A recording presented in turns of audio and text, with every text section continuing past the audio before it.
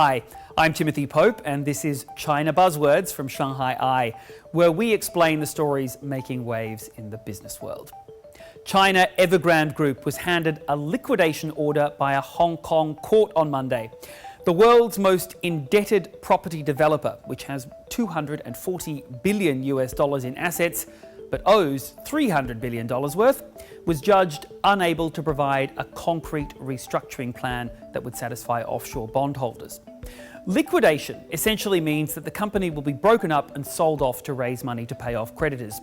It's generally the last option when a company is insolvent or can't pay its debts.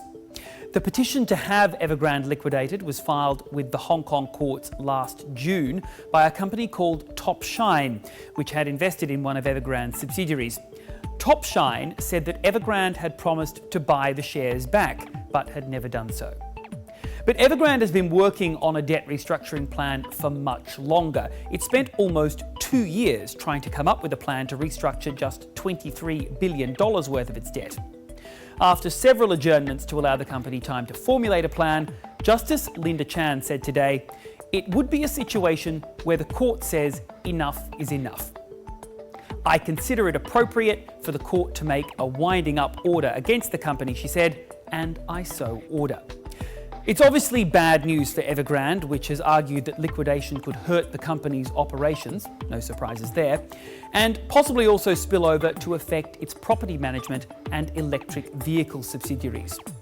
But it's hardly great news for Evergrande's creditors either, as there's no way that they can get all their money back. A report by Deloitte estimated that if the company was liquidated, creditors could expect a recovery rate of 3.4%. That means creditors can expect to lose almost 97% of their investments. So what happens now? Well, nobody really knows. Firstly, because Evergrande may appeal the ruling. Most of Evergrande's offshore assets have already been sold off by creditors, leaving the two Hong Kong-listed subsidiaries.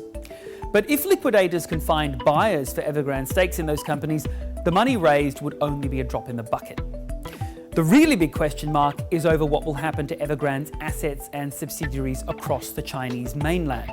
Evergrande is headquartered in Guangzhou, which doesn't mutually recognise liquidation orders with Hong Kong, meaning that it could take a long time even to get this process started.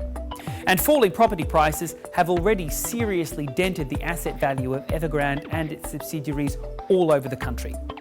And there's another point to consider. Evergrande also has obligations to onshore creditors and to thousands of people who've bought homes in as yet unfinished property developments. The way the company, the Chinese regulators and the liquidators balance all those obligations will be closely watched, not just here on the Chinese mainland, but overseas as well. In the wake of the court ruling, Evergrande's CEO said it will ensure home building projects are delivered. That's something the Chinese government will doubtless also consider a top priority.